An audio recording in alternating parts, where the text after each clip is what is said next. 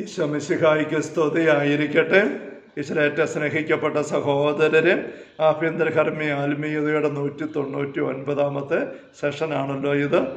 6-ാം സ്ഥലത്തെക്കുറിച്ചുള്ള 39ാമത്തെ വിചിന്തനവും. Hallelujah hallelujah.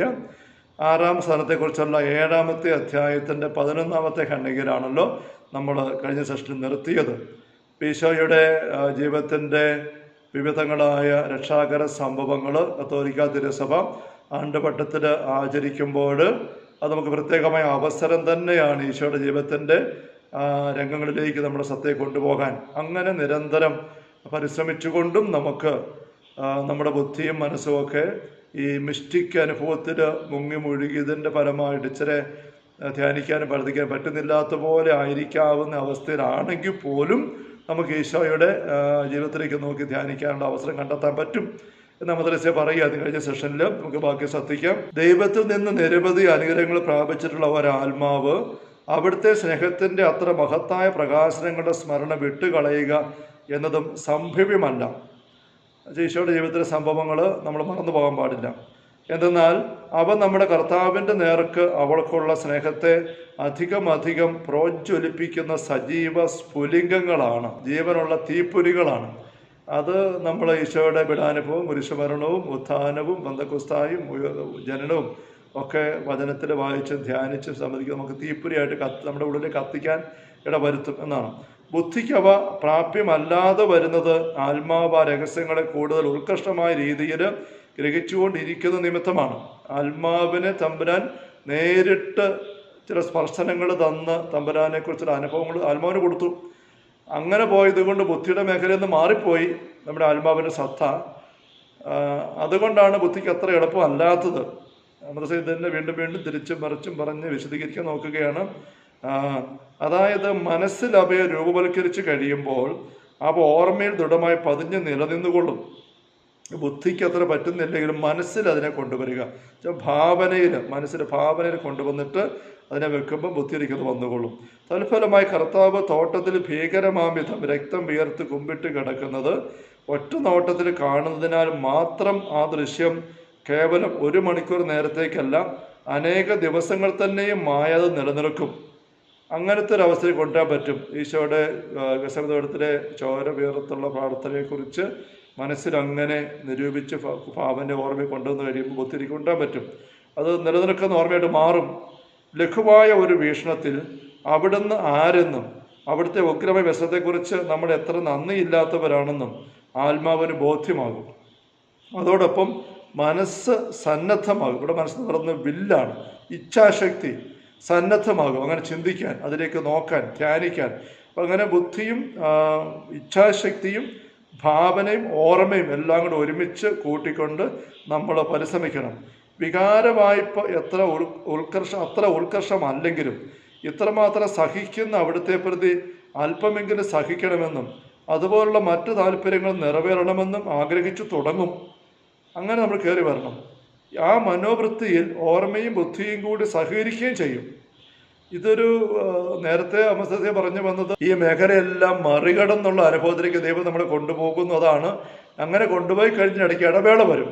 ആ ഇടവേളകൾ നമ്മൾ ജാഗ്രത എടുക്കണം. നമ്മൾ ഉത്ഥാനത്തിന് ശേഷം പത്രോസ് അപ്പോസ്തലനും അപ്പോസ്തലന്മാരും ഇങ്ങനെ തനിച്ചിരിക്കുമ്പം ഞാൻ മീൻ പിടിക്കാൻ പോവുകയാണ് എന്ന് പറഞ്ഞിട്ട് പത്രോസ് ചാടി ഇറങ്ങി മറ്റപ്പോസ്തലന്മാരും കൂടെ പോയി എന്ന് പറയുന്ന വചനഭാഗം യോഹന്നാൻ 21 നമ്മൾ വായിച്ച് ധ്യാനിച്ചിട്ടുള്ളവർക്ക് പറഞ്ഞിട്ടുമുണ്ട്.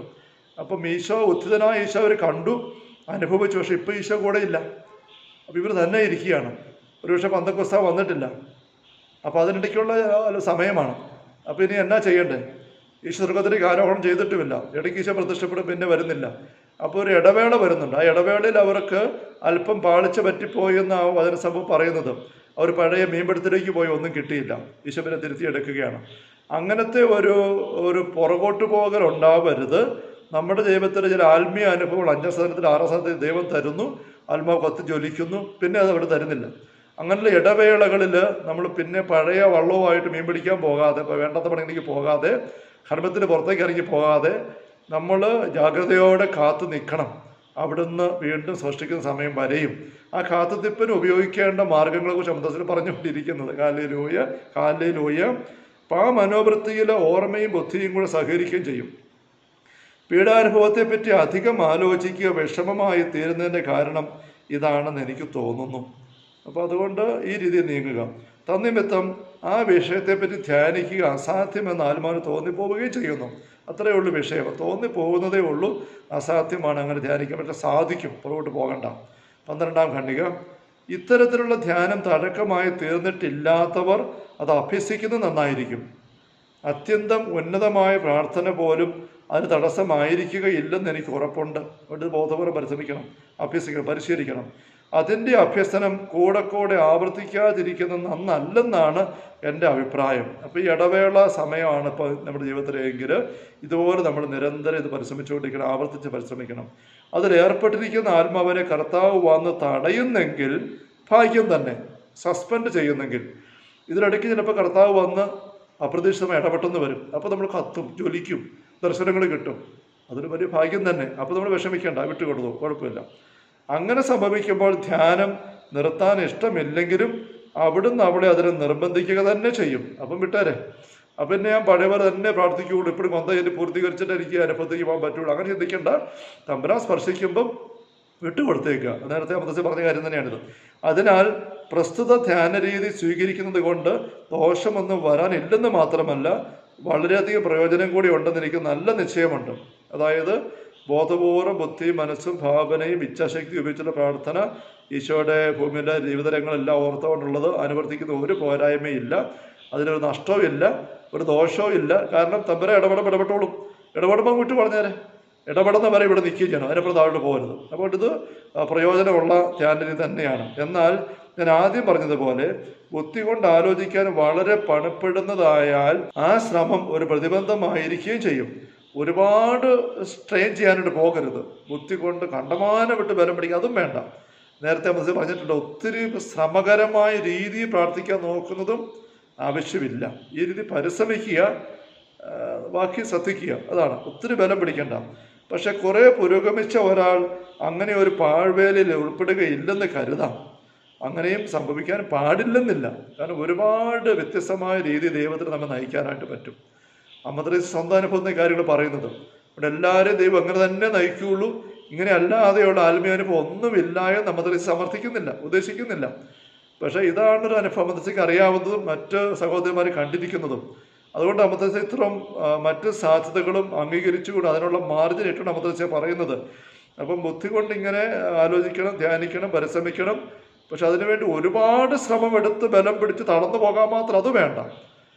അങ്ങനെ ഒരു ബുദ്ധി അടഞ്ഞു പോയ അവസ്ഥയിലേക്കൊന്നും വരും തോന്നുന്നില്ല. ചിലപ്പോൾ അന്ന് വരാം, ഓരോരുത്തർ ഓരോ വഴികൾ നയിക്കുന്നത്. പാടില്ലെന്നില്ല അങ്ങനെ സംഭവിക്കാൻ. ദൈവം ആത്മാക്കളെ നയിക്കുന്നത് വ്യത്യസ്ത മാർഗങ്ങളിലൂടെയാണല്ലോ ഇപ്പോൾ തന്നെ അമൃത പറയുന്നത്. എന്നാൽ ആ വഴി അനുഗമിക്കുവാൻ കഴിവില്ലാത്തവരെ കുറ്റപ്പെടുത്താൻ പാടില്ല. ആരെയും കുറ്റപ്പെടുത്തണ്ട. ഒരു അടിസ്ഥാന പ്രമാണം ഇതാണ്, പരിശുദ്ധാത്മാവിന്റെ ഫലങ്ങൾ നമ്മുടെ ഉള്ളിൽ കെട്ടുപോകരുത്. അത് നമ്മളെപ്പറ്റി ചിന്തിക്കപ്പെടും. നിരാശ വേണ്ട, കലക്കം വേണ്ട, സമാധാനക്കേട് വേണ്ട. ഏത് കാര്യം നടന്നാലും നടന്നില്ലേലും തമ്പുരാനെ ആശ്രയിച്ചുകൊണ്ട് ക്ഷമയോടെ കാത്തു നിൽക്കുക. മറ്റുള്ളവരെ നോക്കിയിട്ട് ആരെയും വിധിക്കണ്ട, അസ്വസ്ഥപ്പെടുകയും വേണ്ട, പെടുത്തുകയും വേണ്ട. പരിശുദ്ധാത്മാവിന്റെ ഫലങ്ങൾ അതില്ല. ക്ഷമ, ആത്മസംയമനം, സൗമ്യത, ആനന്ദം, സമാധാനം, ഇത് വിട്ട് അങ്ങോട്ട് പോവുകയും ചെയ്യരുത്. അതൊക്കെ നിലനിർത്തിക്കൊണ്ട് തന്നെ, അനുഭവിച്ചുകൊണ്ട് തന്നെ വേണം ഈ കാര്യങ്ങൾ ഇങ്ങനെ പരിശ്രമിക്കാനും എല്ലാവരും നിരീക്ഷിക്കാനും നയിക്കാനും എല്ലാം. Hallelujah, hallelujah. സർവ നന്മകൾക്കും ആസ്പദമായ ഈശോയുടെ ജീവിത രഹസ്യങ്ങളിൽ അടങ്ങിയിരിക്കുന്ന അളവറ്റ സുഹൃത സമ്പത്തിൽ പങ്കുകൊള്ളുവാൻ അവർക്ക് അവകാശമില്ലെന്ന് വിധി എഴുതുകയും അരുത്.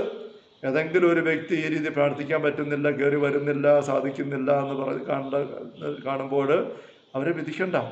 അവർ ദൈവാനുഭവം ഇല്ലാത്തവരാണ്, ഈ ആഭ്യന്തരകർമ്മ അനുഭവത്തിൽ വളരുന്നില്ലാത്തവരാണ്, അങ്ങനെ വിധിക്കണ്ട.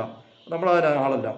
ഈ രഹസ്യങ്ങളെ അവഗണിക്കുന്നത് ഗുണത്തിനുള്ള വഴിയാണെന്ന് എന്നെ ബോധ്യപ്പെടുത്താൻ ആർക്കും എത്ര മഹാപുണ്യവാനായിരുന്നു തന്നെയും സാധിക്കുന്നതല്ല.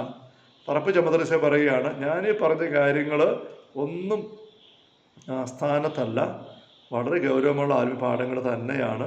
തിരിച്ചാര് പറഞ്ഞാൽ ഞാൻ സമ്മതിക്കുകയാണ്. അപ്പം അമദ്രസ ഇവിടെ എല്ലാ സാധ്യതകളും പങ്കുവെച്ചു വിശകലനം ചെയ്ത് പഠിപ്പിക്കുകയാണ്. എന്ന് വെച്ചുകൊണ്ട് അമദ്രസ വരച്ച വരയെക്കൂടെ തന്നെ എല്ലാവരും വന്നെങ്കിലും പറ്റുള്ളൂ നമ്മൾ പറയുന്നുമില്ല. പക്ഷേ ഇങ്ങനത്തെ കാര്യങ്ങളുണ്ട്. എന്നുവെച്ചാൽ ആത്മീയ അനുഭവങ്ങൾ ലഭിക്കുന്ന കത്തലിൻ്റെ അനുഭവങ്ങളുണ്ട്, ഇല്ലാത്ത നാളുകളും ഉണ്ടാവും. ഇല്ലാത്ത ആളുകൾ പുറകോട്ട് പോകരുത്. ജാഗ്രതയോടെ നമ്മുടെ സ്വയം പരിശ്രമം നടത്തിക്കൊണ്ട് തന്നെ പോകണം. മിസ്റ്റിക്കൽ അനുഭവങ്ങൾ കത്തി നിന്നിട്ട് ഇടയ്ക്ക് മിസ്റ്റിക്കൽ അനുഭവം ഉണ്ടാകുന്നില്ലാത്തപ്പം അസറ്റിക് തലം വിട്ട് കളയരുത്, അതിലേക്ക് നിൽക്കണം, അതിലൂടെ നീങ്ങണം. പറക്കുന്ന വിമാനം പറക്കുന്നില്ലാത്തപ്പോൾ ചക്രം വെച്ചുകൊണ്ട് നിരത്തിൽ ഓടണം. Hallelujah, hallelujah. 13-ാമത്തെ ഖണ്ഡിക. ആരംഭകരും കുറെ അഭിവൃദ്ധി പ്രാപിച്ചവരുമായ ചില ആത്മാക്കളുണ്ട്. പ്രശാന്തമായ പ്രാർത്ഥനാ രീതി, പ്രയർ ഓഫ് ക്വയറ്റ്, സാമാന്യം വശമാവുകയും കർത്താവ് നൽകുന്ന ആശ്വാസങ്ങളും ആനന്ദങ്ങളും അനുഭവിച്ചു തുടങ്ങുകയും ചെയ്യുമ്പോൾ അങ്ങനെ തന്നെ ഇരുന്ന് സദാ ആനന്ദിക്കുന്നത് മികച്ച സിദ്ധിയായി അവർക്ക് തോന്നിപ്പോകും. ഇങ്ങനെ അപകടമുണ്ട്. ഇച്ചിരി കിട്ടിക്കഴിയുമ്പോൾ അത് മാത്രം മതി, അങ്ങനെ ലയിച്ചിരുന്ന് ആനന്ദിക്കുക, അത് വലിയ സിദ്ധിയാണ് ചിന്തിച്ച് അങ്ങനെ തോന്നിപ്പോകും. ഞാൻ പറയുന്നത് അവർ ശ്രദ്ധിക്കട്ടെ. മറ്റൊരവസരത്തിൽ, അതായത് ആശ്രമ സ്ഥാപന ചരിത്രം അധ്യായം 4 ഞാൻ ഉദ്ബോധിപ്പിച്ചിട്ടുള്ളത് പോലെ അവർ അത്തരം അനുഭൂതികളിൽ അമിതമായി ലയിച്ചു പോകേണ്ടതില്ല. ജീവിതം സുദീർഘമാണ്, അതിൽ നിരവധി ക്ലേശങ്ങളുണ്ട്. നമ്മുടെ പരമ മാതൃകയായ മിശിഹ എപ്രകാരം അവ സഹിച്ചുവെന്ന് ഓർക്കേണ്ട ആവശ്യം നമുക്കുണ്ട്. അപ്പോൾ ഈശോ പോലും ആത്മാവിൽ ആനന്ദി ദൈവത്തെ സ്തുതിക്കുന്ന രംഗം നമ്മൾ ലൂക്ക 10:21 കാണുന്നുണ്ട്. പക്ഷെ ഈശോ എപ്പോഴും അങ്ങനെ ആയിരുന്നോ? കേശവതോടത്തിൽ ഈശോ ചോര ഉയർത്തു, മരണത്തോളം അസ്വസ്ഥ അനുഭവിച്ചു, കുരിശിൽ വാവിട്ട് കാറി. അപ്പോൾ ഈശോയുടെ ജീവിതത്തിൽ പോലും ഒത്തിരി ദീർഘമല്ല ഈശോയുടെ ജീവിതം, എങ്കിൽ പോലും ഈ എല്ലാ അനുഭവങ്ങളും ഉണ്ടായിരുന്നു. അപ്പം നമ്മുടെ ജീവിതത്തിലും നമുക്ക് കിട്ടിയ ഏതെങ്കിലും ആത്മീയ ആനന്ദ അനുഭവത്തിൽ അങ്ങനെ അള്ളിപ്പിടിച്ച് പറ്റിപ്പിടിച്ച് ബാക്കിയെല്ലാം മാറ്റിവെച്ച് ഇരുന്നേക്കാവ് ചിന്തിക്കേണ്ട. ജീവിതം സുദീർഘമാണ്, പല പല അനുഭവങ്ങൾ നമ്മൾ കടന്നു പോകേണ്ടതായിട്ട് വരും. ഈശ്വര അനുഭവം അങ്ങനെയാണ് നമ്മദ്രസ്യ പറയുകയാണ്. നമ്മുടെ പരമ മാതൃകയായ മിശിഹ എപ്രകാരം അവ സഹിച്ചുവെന്ന് ഓർക്കേണ്ട ആവശ്യം നമുക്കുണ്ട്. ഹെബ്രായ ലേഖനം 12-ാം അധ്യായത്തിൻ്റെ 1 മുതൽ നമ്മുടെ രക്ഷകരും വിശ്വാസനാഥനുമായ കർത്താവിനെ നോക്കണം, അവിടെ എന്തുമാത്രം സഹിച്ചെന്ന് ചിന്തിക്കണം, അവിടെ നിന്ന് ഉറ്റുനോക്കിക്കൊണ്ട് നമ്മുടെ പ്രയാണം നടത്താൻ എന്ന പുസ്തകം ഉപദേശിക്കുന്നുണ്ടല്ലോ. അവിടുത്തെ സ്ത്രീഹന്മാരെയും പുണ്യവാന്മാരെയും കൂടി നാം സ്മരിക്കണം. അപ്പം വിശുദ്ധരുടെ ജീവിതത്തിലേക്ക് നമ്മൾ നോക്കണം. വലിയ സ്വർഗത്തിൻ്റെ 3-ാം തട്ട് വരെ ഉയർത്തപ്പെട്ട അനുഭവമുള്ള പൗലോസ് അപ്പോസ്തലൻ എന്തുമാത്രം സഹൃദയത്തോടെ കടന്നുപോയി. ആത്മീയ അനുഭൂതി വെളിപാടുകൾ കൊണ്ട് അഹങ്കരിക്കാതിരിക്കാൻ മുള്ളു നൽകപ്പെട്ടിരിക്കുന്നു സാത്താൻ്റെ ദൂതൻ. അതുകൊണ്ട് അപ്പോൾ ഈ അനുഭവങ്ങളെല്ലാം മാറി മാറി നമ്മുടെ ജീവിതത്തിൽ ഉണ്ടാവുമെന്നുള്ളത് ഓർമ്മിക്കണം. അനുഭൂതി മാത്രം വള്ളി പിടിച്ചോണ്ടിരിക്കേണ്ട എന്നാണ്. എന്നാൽ മാത്രമേ പുണ്യപൂർണ്ണതയ്ക്ക് ഒതുകുമാറ് അവ സഹിക്കാൻ നമുക്ക് സാധിക്കുകയുള്ളൂ. നല്ല ഈശോയുടെയും അവിടുത്തെ പരിശുദ്ധ മാതാവിൻ്റെയും സഹവാസം എത്ര ഹൃദ്യമാണെന്നോ. അതിൽ നിന്ന് നാം ഒരിക്കലും വിരമിക്കരുത്. തൻ്റെ പീഡകൾ നാം സഹതപിക്കുന്നത് അവിടത്തേക്ക് അത്യന്തം ഹൃദ്യമായ ഒരു അനുഭവമാണ്. അപ്പം ഈശോയുടെ മാതാവിൻ്റെയൊക്കെ ഭൗമിക ജീവിതത്തിൽ നമ്മൾ ചിന്തിക്കണം. ഇത് പറയുമ്പോൾ മനസ്സിൽ ആവർത്തിച്ചു വരുന്ന ഒരു ചിത്രം ദൈവമനുഷ്യൻ്റെ സ്നേഹികത എന്നുള്ള മരിയവാളതോർത്ത പങ്കുവെക്കുന്ന ദർശന വിവരണങ്ങളാണ്. ആ പുസ്തകത്തിലൂടെ നമ്മൾ വായിച്ചു പോകുമ്പം ഭൂമിയിൽ ഈശോ ദൈവമനുഷ്യൻ, ദൈവമായ വ്യക്തി, ദൈവം മനുഷ്യനെ എങ്ങനെ ജീവിച്ചു എന്നതിൻ്റെ വിശദമായ പ്രതിപാദനങ്ങളും വിവരണങ്ങളും ഉണ്ട്. അത് നമ്മൾ ഒരുപാട് സഹായിക്കും. ഈ ഒരു ചിന്ത പറയാൻ എൻ്റെ മനസ്സിൽ വീണ്ടും വീണ്ടും വന്നുകൊണ്ട് ഞാൻ പറയുകയാണ്. എനിക്ക് ഒത്തിരി ഉപകാരപ്പെട്ട പുസ്തകമാണ്, എപ്പോഴും ഞാൻ ഉപയോഗിക്കുന്നുണ്ടത്. എപ്പോഴും ഒരു മെച്ചപ്പെടുത്ത പുസ്തകമുണ്ട്. നിങ്ങളും അത് ഈ അമദ്രസ്യ പറയുന്നതായ ഈശോയുടെ ഈ ഭൂമിയിലെ ജീവിതത്തിൻ്റെ വിശദാംശങ്ങളിലേക്ക് ശ്രദ്ധ കേന്ദ്രീകരിക്കാൻ അത് സഹായിക്കുമെന്ന് ഓർപ്പിക്കാൻ ഞാൻ ആഗ്രഹിക്കുകയാണ്. Hallelujah, hallelujah. കർത്താവ് ഈശോ മിശിഹായുടെ സമൃദ്ധമായ കൃപയും അനുഗ്രഹങ്ങളും പിതാവായ ദൈവത്തിൻ്റെ അവർണ്ണനീയമായ സ്നേഹവും പരിശുദ്ധാത്മാവായ ദൈവത്തിൻ്റെ നിരന്തരമായ സഹവാസ സ്നേഹമുള്ള സഹോദരങ്ങളെ നാം ഓരോരുത്തരും കൂടെ ഉണ്ടായിരിക്കട്ടെ, ഇപ്പോഴും എപ്പോഴും എന്നേക്കും. ആമേൻ. ഈശോ മിശിഹായ്ക്ക് സ്തുതിയായിരിക്കട്ടെ.